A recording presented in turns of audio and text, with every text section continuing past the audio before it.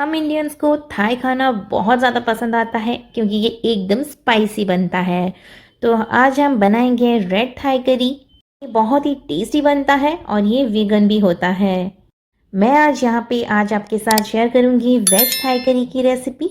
तो इस रेसिपी को आप एंड तक ज़रूर देखिए। तो बिना देरी के आइए ये झटपट थाई करी बनाना हम शुरू करते हैं। आज की रेसिपी एंड तक ज़रूर देखिए। अगर आपको मेरी वीडियो अच्छी लगी है तो इसको लाइक एंड शेयर करना ना भूलें और मेरे चैनल को सब्सक्राइब ज़रूर करें। तो चलिए आज की रेसिपी शुरू करते हैं। थाई करी बनाने के लिए सबसे पहले कढ़ाई में हम डालेंगे ऑयल। तो ऑयल हम यहाँ पे 2 से 3 बड़े चम्मच डालेंगे और इसमें हम डालेंगे थाई करी का पेस्ट। ये मार्केट में इजीली अवेलेबल हो जाता है। उसमें से हम 2 बड़े चम्मच यहाँ पे थाई करी का पेस्ट ऐड करेंगे।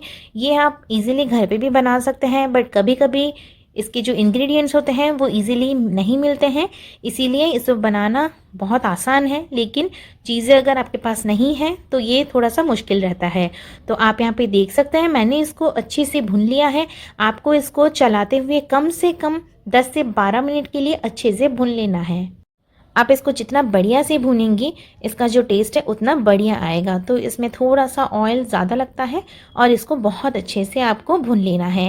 एक बार ये बहुत अच्छे से भुन जाए, 10 से 12 मिनट के लिए मैंने इसको भून लिया है।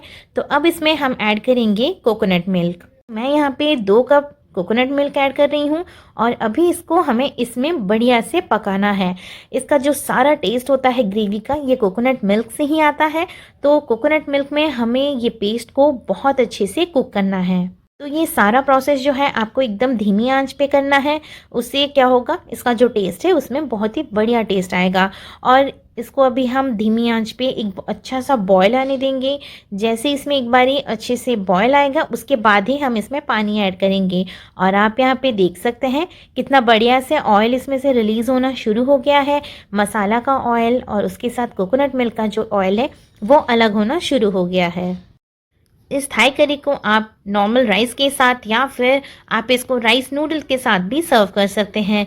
ये बहुत ही टेस्टी लगता है। तो ये देखिए मसाला यहाँ पे बढ़िया से भुन गया है, ऑयल अच्छे से सेपरेट हो गया है। बस इतना ही हमें यहाँ पे कुक करना है। अब इसमें हम डालेंगे पानी। तो इसमें हम 2 कप पानी ऐड करेंगे और इसको बहुत अच्छे से बॉईल आने देंगे। इसको बहुत अच्छे से आप उबाल लेंगे तो ही इसमें अच्छा सा एक टेस्ट डेवलप होगा। तो हम अभी यहाँ पे लीड क्लोज करेंगे और इसको अच्छे से कुक कर लेंगे। तो लगभग यहाँ पे 4 से 5 मिनट हो गया है और यहाँ पे इसमें बहुत अच्छे से बॉयल आ गया है। आप देख सकते हैं ऑयल भी अच्छे से यहाँ पे सेपरेट हो गया है। तो ये जो ग्रेवी है ये हमारी ग्रेवी तो बनकर तैयार है। अब इसमें हम डालेंगे वेजीज। तो सबसे पहले मैं यहाँ पे थोड़ा सा बेबी कॉर्न डाल रही हूँ। ये आप ज़रूर से डालें बेबी कॉर्न को। थोड़ा सा आप इसको पका लें, यहाँ पे कम से कम 4 से 5 मिनट के लिए बेबी कॉर्न को पका लें क्योंकि ये थोड़ा सा हार्ड रहता है। इसको आपको थोड़ा सा ज़्यादा टाइम कुक करना है। बेबी कॉर्न अच्छे से कुक हो गया है। अब इसमें हम डालेंगे ब्रोकली। ब्रोकली को मैंने ब्लांच करके ले लिया है। तो एक मीडियम साइज़ के गाजर को इसमें ऐड कर रही हूँ और साथ में डाल रही हूँ थोड़े से मशरूम। और साथ में मैं यहाँ पे yellow and red bell pepper, साथ में ग्रीन कैप्सिकम ऐड कर रही हूँ। आप अपने हिसाब से सब्जी यहाँ पे ऐड कर सकते हैं। आप यहाँ पे चाहे तो टोफू ऐड कर सकते हैं या फिर चिकन भी ऐड कर सकते हैं। थोड़ा सा इसमें हम नमक डालेंगे क्योंकि पेस्ट में जो है वो उसमें नमक बिल्कुल भी नहीं होता है। तो इसमें हम ग्रेवी के हिसाब से नमक ऐड करेंगे। अब लीड लगाएंगे और इसको 10 से 15 मिनट कुक होने देंगे। तो ये लीजिए लगभग 15 से 20 मिनट हो गए हैं और यहाँ पे सब्जी जो है बहुत अच्छे से कुक हो गया है।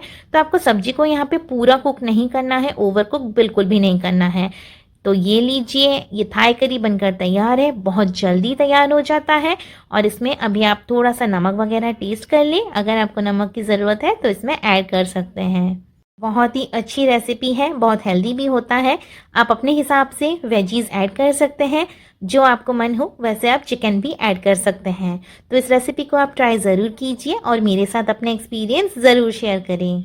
आई होप आपको आज की रेसिपी अच्छी लगी है। अगर आपको आज का वीडियो अच्छा लगा है तो इसे लाइक एंड शेयर करना ना भूलें और मेरे चैनल को सब्सक्राइब ज़रूर करें। साइड में दिए गए बेल आइकन को भी ज़रूर से प्रेस करें ताकि मेरे न्यू वीडियोस की नोटिफिकेशन आप तक तुरंत पहुंच सके। फिर मिलेंगे न्यू रेसिपी के साथ नेक्स्ट वीडियो में। Till then take care, bye bye.